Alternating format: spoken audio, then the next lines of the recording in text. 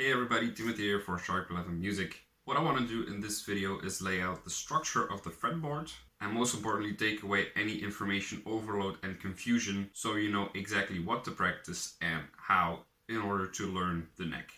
There are so many methods and ways and instructional videos, books and whatever to learn the fretboard. You have 3 notes per string, learning the modes. One option goes here, the other option goes there. There's just such an enormous amount of stuff and information. And they all will probably have their merits, but I want to share with you my personal way of approaching this. Because I struggled with this a lot and my greatest obstacle and enemy was overwhelm. I didn't know where to start, I didn't know what to practice, I didn't know how to practice it, and I was quite desperate to find the most efficient way to practice this stuff. So all that frustration did lead me to develop my own strategy and sort of method for it. First things first, forget about all that learn the neck in 30 days, learn or memorize the fretboard in 1 minute or in 1 day. Forget all that. It takes quite a bit longer than that. I'm still studying the fretboard, so there are a few things I want to address and unpack in this video, so bear with me. I'm gonna make a statement and you can disagree if you want, but for us in the West, the major scale is the mother of scales, meaning that it's the basis for the vast majority of our music. The major scale is our universe and it also has gravity. The root is the sun, it's the center of our universe, everything revolves around it, functionally speaking.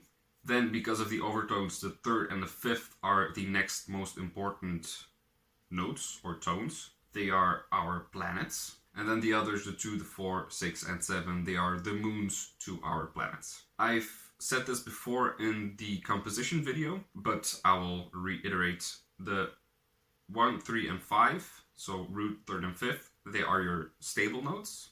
And the 2, 4, 6 and 7 are your unstable notes. 7 wants to go to 1, 4 to 3, 6 to 5, and the 2 can go to either 3 or 1. So, as our foundation, we're going to begin with the major scale. My suggestion, do not go for modes if you do not know the major scale. And I mean know it. Don't go building skyscrapers starting from the 2nd floor. I would suggest you know what the modes are theoretically in intervals. So major scale is just 1, 2, 3, 4, 5, 6, 7. Dorian is 1, 2, flat 3, 4, 5, 6, flat 7. Phrygian 1, flat 2, flat 3, 4, 5, flat 6, flat 7, and so on and so forth. So do know that theoretically, but don't make it your primary goal to learn all the modes in all 12 keys in every position. It's just too much and it's not efficient. If you want to go for specific modes afterwards, be my guest. You will have a much easier time because you will already have an incredibly strong foundation. Starting with the major scale just has a lot of carryover. It will get you familiar with how the layout of the fretboard works and how it's structured, and it will give you focus. Now, my other point with the analogy is we have the major scale, start with that, but within the major scale, start with triads. Like the major scale is our foundation, triads are our skeletal structures. We can hang all sorts of cool things on them, but again, afterwards. So these are my recommended steps and strategies to learn the fretboard without getting overwhelmed. This is intended to get you learning and connecting the entire fretboard from the start, from the get-go, from the lowest to the highest position. So there are 4 preliminary steps. First, this may seem very obvious, but know the notes of the strings. Simple. Then, be able to play the natural notes horizontally on your strings. So,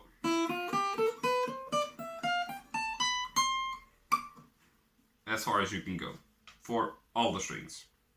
Then know the octave patterns. You can call this whatever you want. It's also called the cage system. That just means, you've probably seen it before, but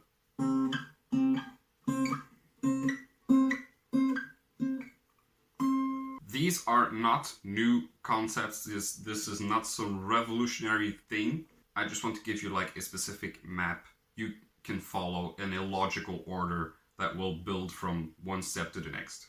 So you're not leaving any gaps. With these octave patterns, you can learn, or you can associate them with the chord names, chord shape names, C, A, G, blah, blah, blah. I wouldn't necessarily recommend it because I don't see the value in it. Just learn to see these shapes and how they connect. This is just because of the tuning of the guitar. These are just shapes that emerge, that it's just how the guitar functions, how it's made up. So after you learn these shapes, then the next step I have to thank Rick Beato for, because I heard this concept from him. I think it was a live stream video. It's still up on his channel, I think. He's talking about 3 different directions you can go in. So I'm gonna do this in D flat, so I don't have any open strings. If you have your root, your D flat, if you start a scale or an arpeggio, you can go in 3 different directions, meaning you can go, as Rick says, you can go behind the note, you can go on the note, or you can go after the note. And that's a pretty ingenious way of looking at it, and it's very helpful to organize it like that. You don't have to be able to play entire scales or arpeggios this way. We will be covering that later on, but just know and understand the concept. So before, on, and after. It all has to do with, well, the direction your fingers go in. These steps will probably take you enough time on their own, or you may find them very easy, and whatever it is, it doesn't matter. You do you, but now we can start building upon this. So the way I would order things is go for triads first, then the major scale, and then voicings. Now we're going to apply a specific way of practicing this. And I came across this method through a trombone player called Peter Ellefson, or Peter Ellefson. I'm probably butchering the pronunciation either way. And he calls this the Ellefson pyramid. I used this last year on Patreon as well, where I pretty much spammed the patrons every day with videos of myself going through this. And the idea is very simple.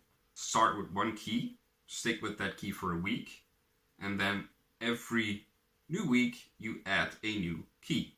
And after 12 weeks you will have covered all 12 keys. Now, because we're going to cover all positions from the start, you will have done every key in every position, so all over the neck. And this led me to a little modification of the often used mantra in jazz.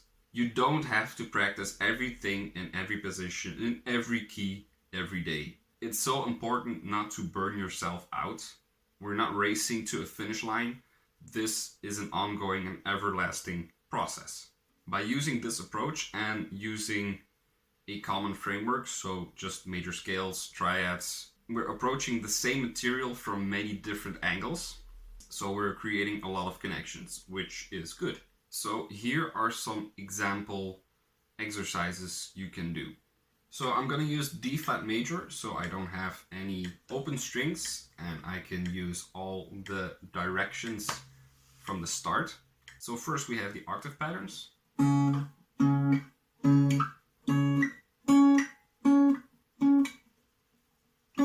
Go as high up as your neck affords. Then we have the 3 directions to be aware of.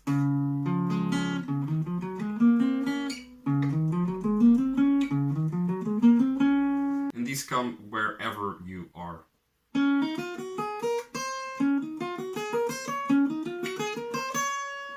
Or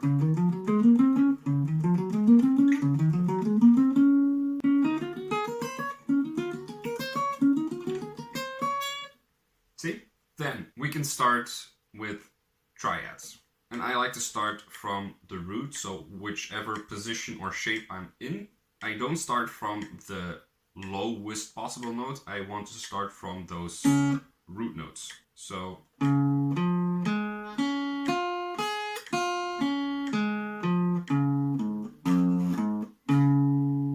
aware that this is my major third, it's my fifth, that's my root.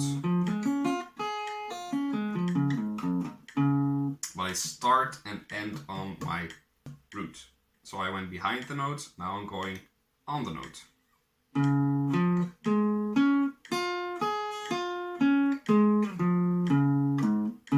Same thing, start on the root, go as high as I can, go as low as I can, and end on my root. Now we're going after the note.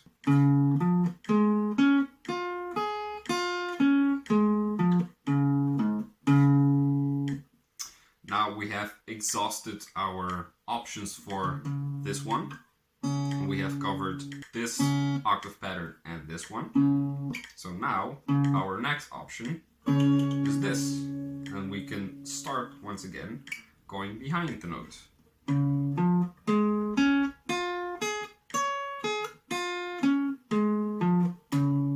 On the note.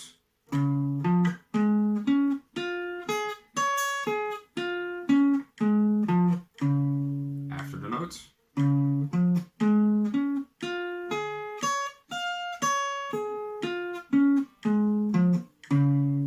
Cool. So we have covered these octave patterns. Next option, this one. If we take this note and we go behind the note, then we have this, which was already part of. We can go on the note. That's a very uncomfortable and not very practical option. So I would say this is the only caveat and the only exception of the root shapes, and I would go only after the note for this one.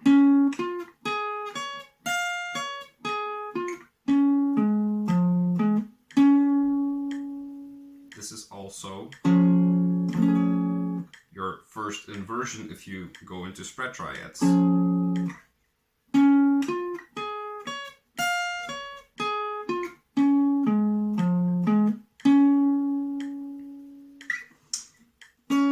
After that, we're back at the start.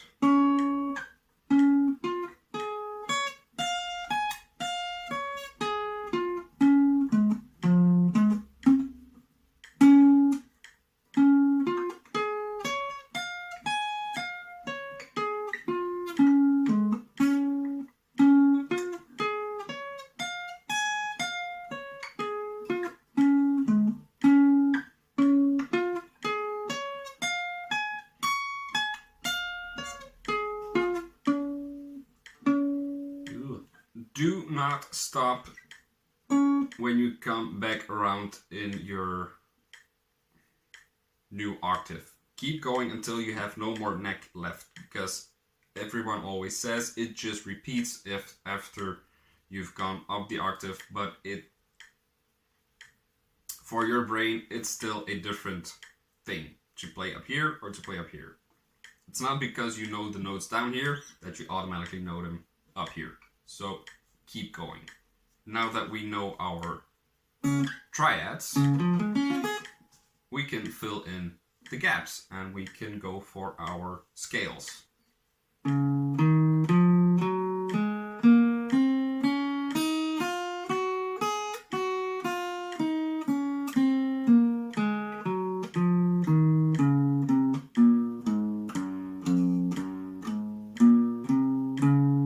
Same thing, start on the root, go as high as you can, go as low as you can, and end back on your root.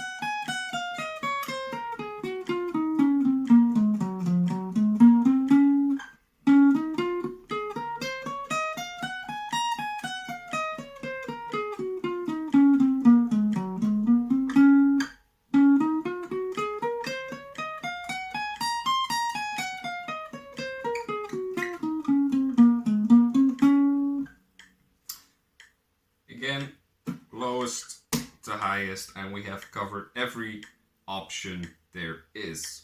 Once you're starting to introduce more keys, I could suggest two options you could approach this.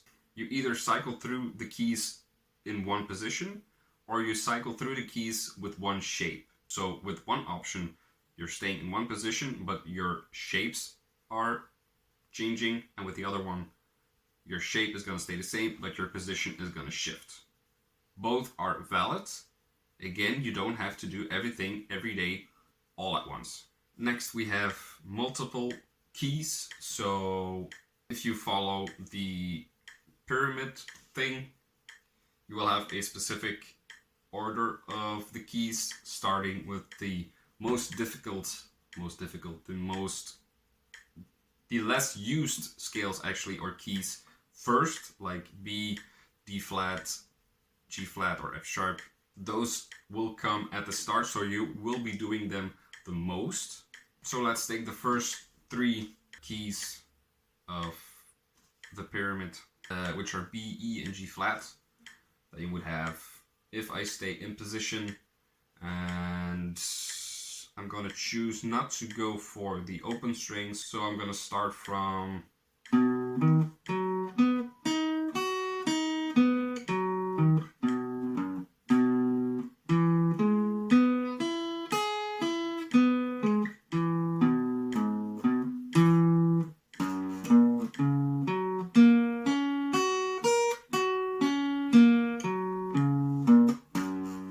and so on and so forth till I have done all my 12 keys. The other option is to shift positions and keep the same shape. So that's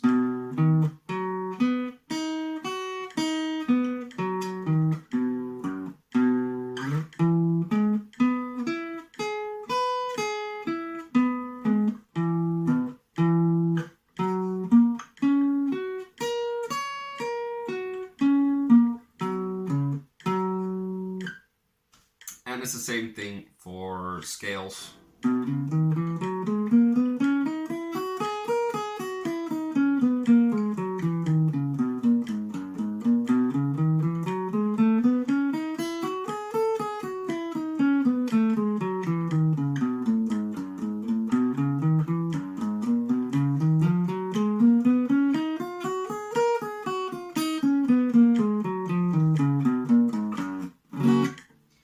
You can stop if you finished one scale and start the next one on your own, a new beat. You can do that however you want and whatever your level permits.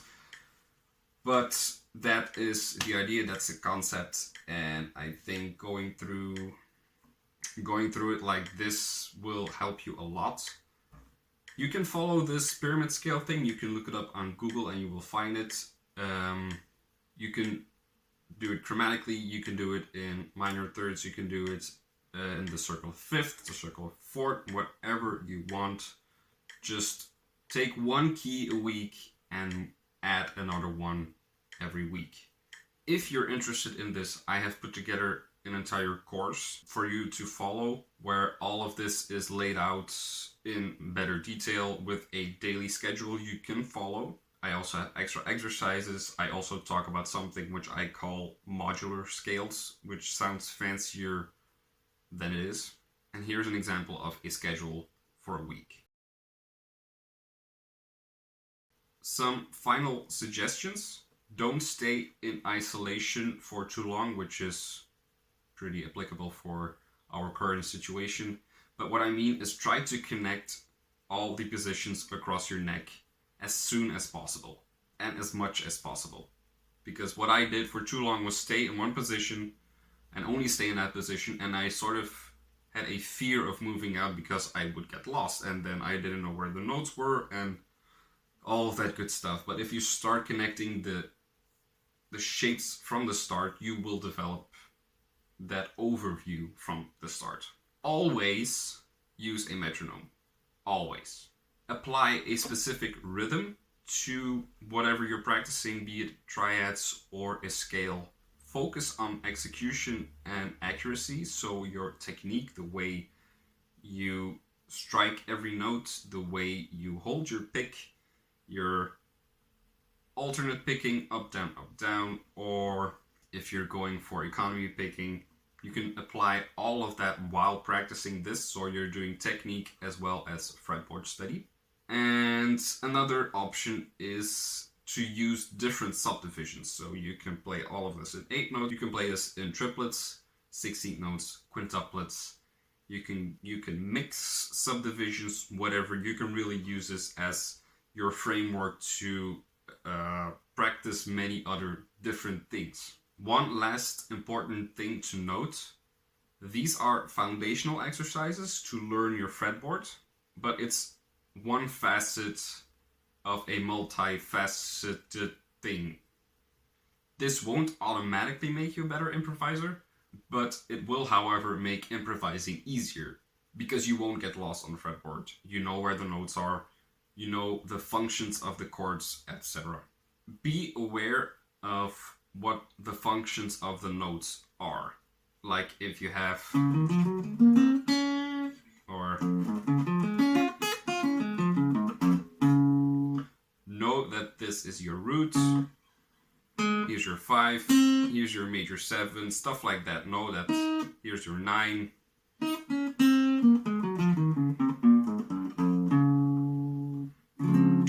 Because we're starting out with triads, we are focused on the notes of the triad only.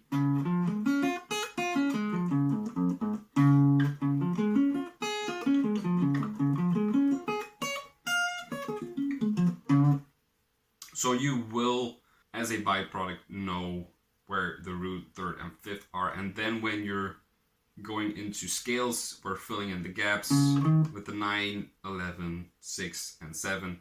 So these things will become more obvious as you just progress through the exercises. But it's an important thing to be aware of, and it's very helpful.